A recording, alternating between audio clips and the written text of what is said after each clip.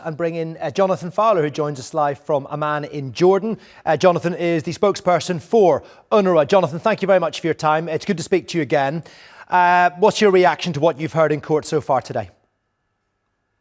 I mean, it's very important that the statements that have been made in court underscore the fact that, international law is a thing, obligations placed on states are a thing, and also that UNRWA and the other agencies that are present in the occupied Palestinian territory, we're there to address overwhelming needs, and we must be able to continue our work unobstructed. I mean, that's the sort of the essence of the statements that I'm hearing today, and the importance of the fact that, the humanitarian crisis in Gaza is the major part of this story, but of course it's about the ability of a United Nations agency to fulfill its mandate, a mandate which is set by the international community through the UN General Assembly. And how difficult has it been for UNRWA to carry out its duties and its responsibilities, given Israel's move to essentially ban it from the Palestinian territories?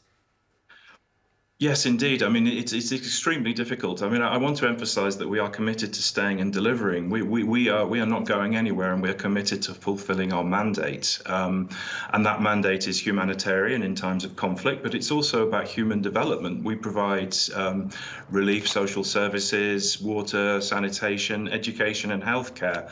We are unique in the UN system in providing these kind of services, and we need to be able to provide these services because there's a population that doesn't have alternatives. The Palestine refugee population.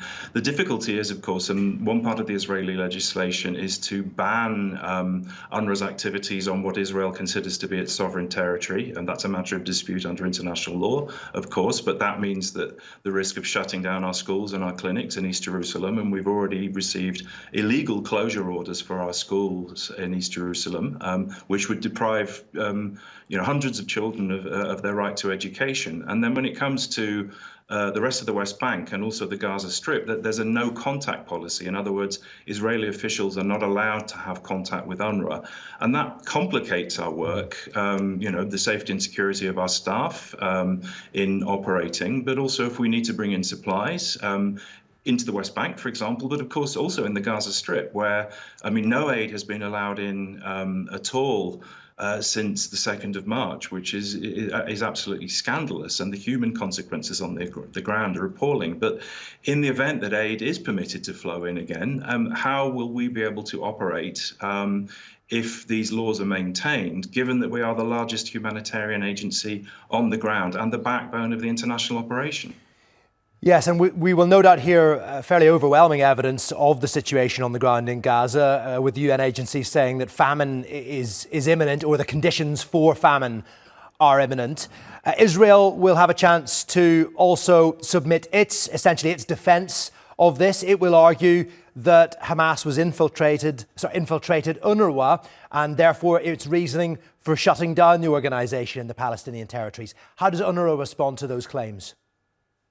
I mean, we completely reject that characterization, of course. I mean, whenever allegations have been raised about activities which are incompatible with the obligations placed on United Nations staff members, those are investigated. Staff have been sanctioned, but this is something. Whenever it's brought to our attention, or indeed if we find things out internally, then we take action.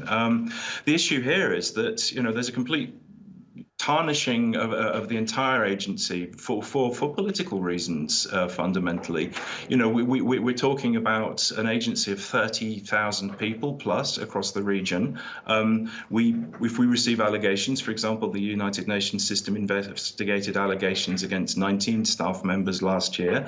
9 were found potentially, but the evidence couldn't be corroborated, to have been involved in some kind of activities related to militant groups in the Gaza Strip, that those staff, their suspensions were upheld. But there's this attempt to say somehow that UNRWA is entirely infiltrated, and I mean that frankly is mathematical nonsense. to be blunt. But it's clearly a narrative which is pushed for other reasons, which is an attempt to push us out of the picture completely, because that way we're seen perhaps as a sort of guarantor of the existence and rights of Palestine refugees. But those rights exist independent of UNRWA. Without UNRWA, the rights continue to exist.